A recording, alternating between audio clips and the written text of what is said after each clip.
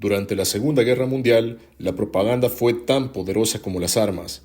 En el corazón del Tercer Reich, la Alemania nazi convirtió los medios de comunicación en herramientas para moldear mentes, justificar atrocidades y movilizar a una nación entera hacia la guerra total.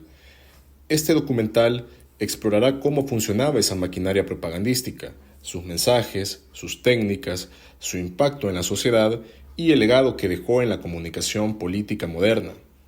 La propaganda nazi tenía múltiples objetivos: construir una imagen de Hitler como el salvador de la Alemania, culpar a los judíos y otras minorías de los problemas del país, fomentar el nacionalismo externo y mantener el apoyo al esfuerzo bélico, incluso en los momentos más difíciles de la guerra.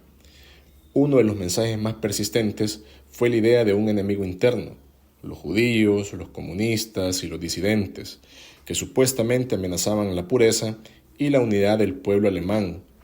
También se impulsaba la superioridad racial aria, presentando a los alemanes como una raza destinada a gobernar, mientras que se deshumanizaba sistemáticamente a quienes no encajaban en ese ideal. Todo esto tenía un fin claro: controlar la narrativa, unificar a la población bajo una ideología totalitaria y justificar tanto la guerra como el genocidio. La propaganda nazi fue diseñada con precisión psicológica. Las técnicas que utilizaron fueron múltiples y sumamente efectivas. Por ejemplo, el uso de la emoción. Se apelaba constantemente al miedo, al odio, al orgullo y a la esperanza. También se utilizaba el recurso de la repetición. Los mensajes eran repetidos incansablemente en todos los medios, para convertirse en verdades irrefutables. La simplificación. Las ideas se reducían a frases cortas, eslóganes o imágenes fáciles de entender. Por ejemplo, un pueblo, un imperio, un líder. El enemigo común. Se creaban figuras claras del otro a quien odiar, canalizando así las frustraciones del pueblo. Pero además, había un culto al líder. Hitler era retratado como un genio militar, un padre protector y una figura casi divina. Estas técnicas no eran improvisadas, eran parte de una estrategia cuidadosamente orquestada desde el Ministerio de Propaganda, dirigido por Joseph Goebbels, uno de los ideólogos más influyentes del régimen. La propaganda nazi se difundía a través de múltiples canales, todos controlados por el Estado. Por ejemplo, los carteles, diseñados para ser impactantes, fáciles de leer y emocionalmente potentes. Un ejemplo claro son los carteles antisemitas que mostraban a los judíos como caricaturas malignas y manipuladoras, vinculándolos con la decadencia moral y la económica de Alemania. Las películas también fueron un recurso importante. El cine fue una herramienta clave.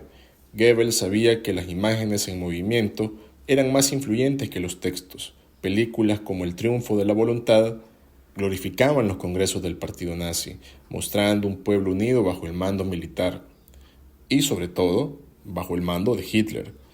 Otras películas, como El judío eterno, eran explícitamente antisemitas, diseñadas para justificar la exclusión, la deportación y el exterminio de los judíos.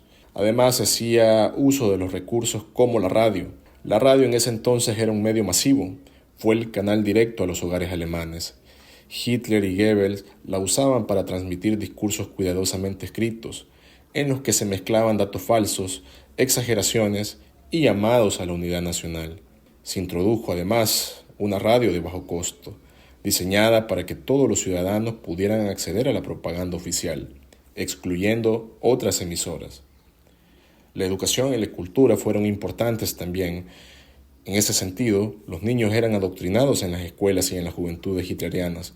Los libros escolares, las canciones, los juegos, todo reforzaba los ideales del régimen. La propaganda tuvo un efecto devastador. No solo logró unificar a una buena parte de la población alemana detrás de la figura de Hitler, sino que también silenció a quienes dudaban o discrepaban. Muchos ciudadanos creyeron verdaderamente que estaban defendiendo su patria, su cultura y su raza. La propaganda reforzaba la idea de que había que luchar y morir por el Tercer Reich. Eso era honorable, necesario e inevitable. Incluso ante la evidencia de crímenes atroces, la propaganda permitió justificar lo injustificable y generar una diferencia generalizada hacia el sufrimiento de millones. La propaganda nazi plantea preguntas profundas sobre los límites éticos de la comunicación en tiempos de guerra. hasta dónde puede llegar un gobierno en su intento por unificar a su población, dónde termina la persuasión y dónde comienza la manipulación. La maquinaria nazi transformó la propaganda en una herramienta de dominación, de odio y de exterminio. No fue simplemente un medio para comunicar una ideología, fue un arma para controlar, dividir y destruir. Actualmente, los métodos utilizados por el régimen nazi siguen siendo estudiados.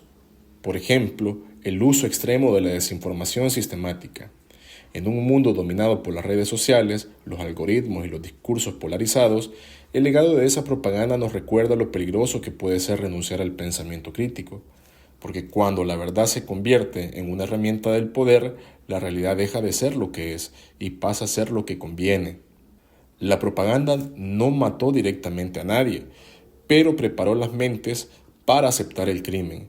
Recordar su historia no es mirar al pasado, es una advertencia para el presente.